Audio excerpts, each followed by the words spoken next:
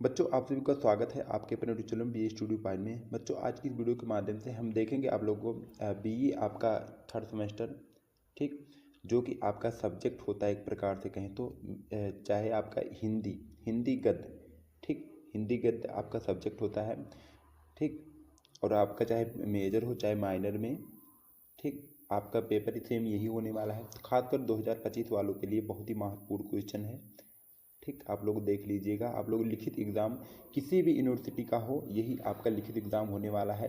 और third semester में first आपका पेपर जो फर्स्ट ही होता है, सेकंड नहीं होता है, ठीक। ठीक, तो खासकर यह जो एक प्रकार से पेपर है डॉक्टर राम मनोहर लोहिया वालों का है, ठीक।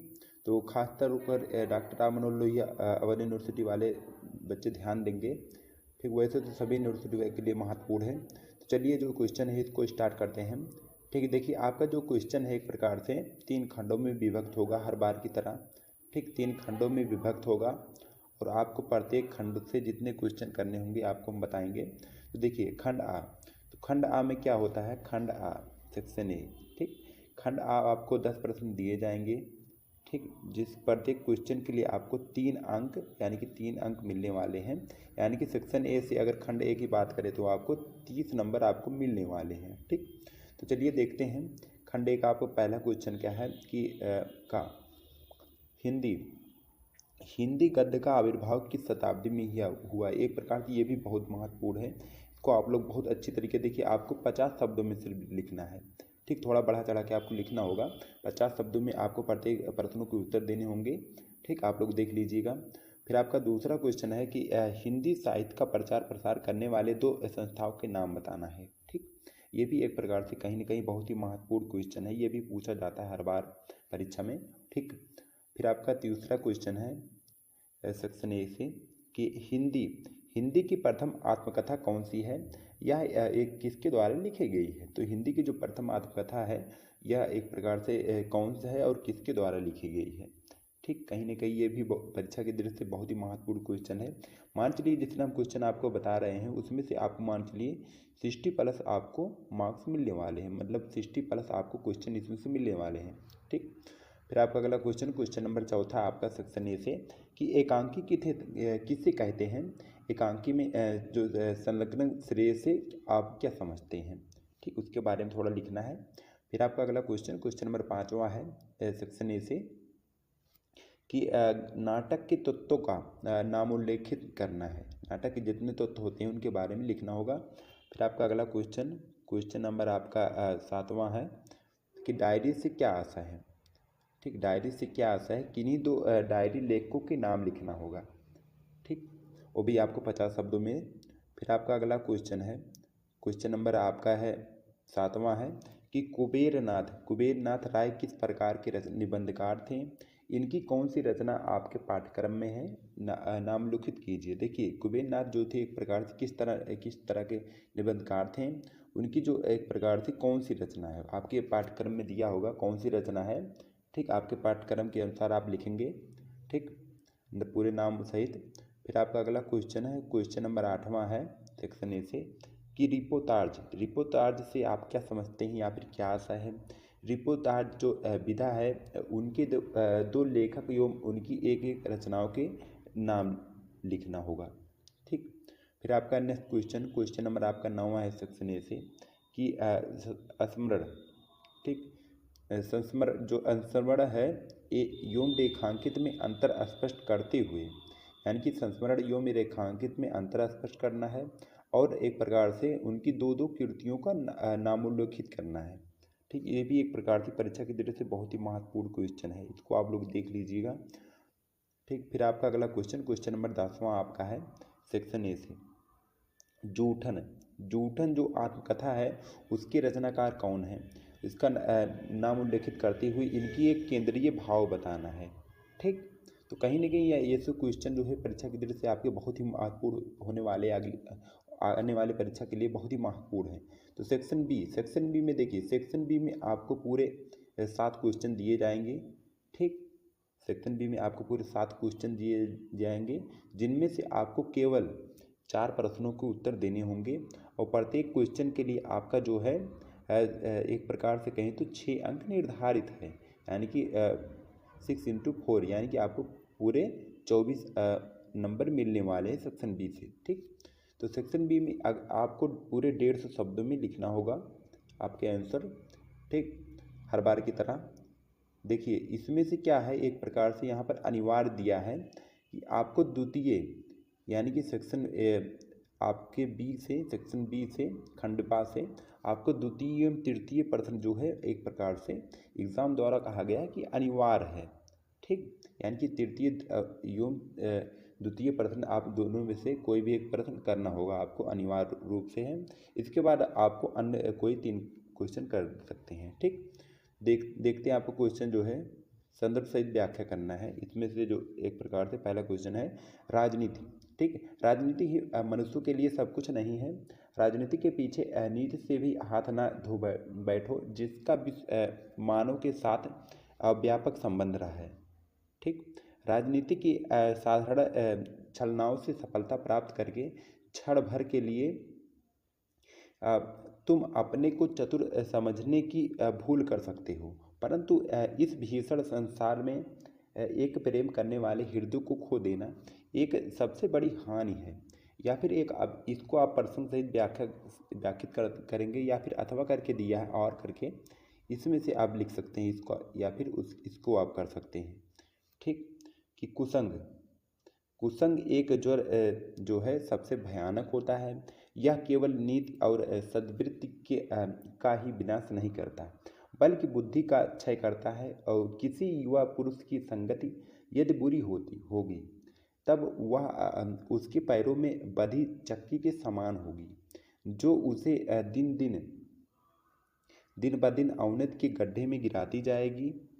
ठीक, और यदि अच्छी होगी तो सहारा देने वाली बाहु के समान होगी। ठीक, जो उसे निरंतर उन्नति की ओर ले जाएगी। ठीक, फिर आपका अगला क्वेश्चन नंबर आपका है दूसरा, एक प्रकार से क्रम संख्या तीसरा है सेक्शन बी से, कि यहाँ पर संदर्भ सहित व्याख्या करना होगा।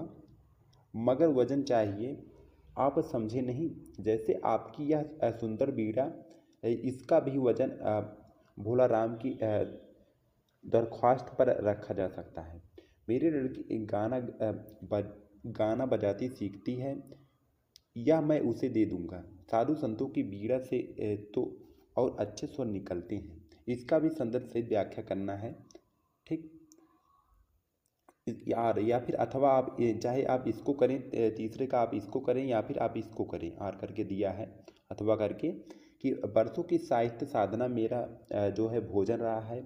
यदि मेरा असली भोजन है, यही मेरा असली भोजन है। मैं उस बिना चुपड़ी मोटी रोटियों में उस कलाकार की साधना का तार देख रहा था, वही जो हिंदी की महान शक्ति है, ऐसे जो चूल्हा फूकता है, कभी न सोचा था। ठीक, तो इस तरह आपका जो है एक प्रकार से रेखांकित पद है, तो उसका आपको सुंदर सहित व्याख्या करना होगा। ठीक, फिर आपका अगला क्वेश्चन है, क्वेश्चन नंबर आपका कहें तो क्रम संख्या से तीसरा है। ठीक, कि फणीश्वर नाथ रेणु की कहानी कला के वैशिष्ट को प्रतिपादित कीजिए। ये भी एक प्रकार से परीक्षा की दृष्टि से बहुत ही महत्वपूर्ण क्वेश्चन है, आप लोग देख लीजिएगा।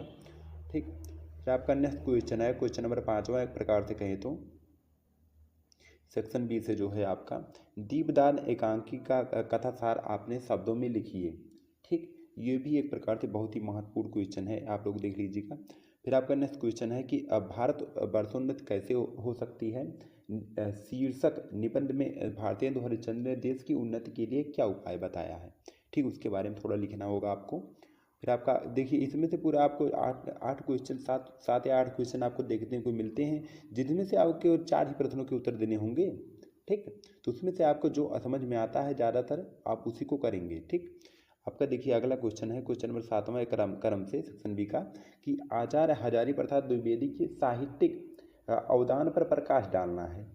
ठीक, ये भी एक प्रकार से कहीं की परीक्षा की दृष्टि से बहुत ही महत्वपूर्ण क्वेश्चन है, आप लोग इसको जरूर देख लीजिएगा। फिर आपका अगला क्वेश्चन है कि यात्रा वृत्तांत से आप क्या समझते हैं। राहुल संस्कृतायन की यावावरी वृत्त पर संक्षिप्त प्रकाश डालना है। ठीक, याता वृत्तांत से आप क्या समझते हैं? राहुल जो सांस्कृतायन की यावावरी है, उनकी वृत्त है, उन पर आपको संक्षिप्त में लिखना होगा। ठीक, फिर आपका एक प्रकार से अगला क्वेश्चन है, क्वेश्चन नंबर आपका नाम है सीरियल नंबर से, ठीक, सेक्शन बी से, कि झांसी की रानी जो उपन्यास के आधार पर रानी लक्ष्मीबाई का चरित्र चित्रण के बारे में थोड़ा आपको बढ़ा चढ़ा के लिखना होगा। ठीक, ये भी एक प्रकार से कहीं तो हर जगह एक बहुत ही महत्वपूर्ण है, ये भी आपका क्वेश्चन नंबर 9 है। ठीक, फिर बात आती है सेक्शन सी की, यानी कि खंड सा। ठीक, सेक्शन सी से आपको पूरे 4 प्रश्न दिए जाएंगे, ठीक, हर बार की तरह, जिसमें से आपको किन्हीं 2 प्रश्नों के उत्तर देने होंगे और प्रत्येक प्रश्न के लिए आपको 10.5 अंक निर्धारित हैं।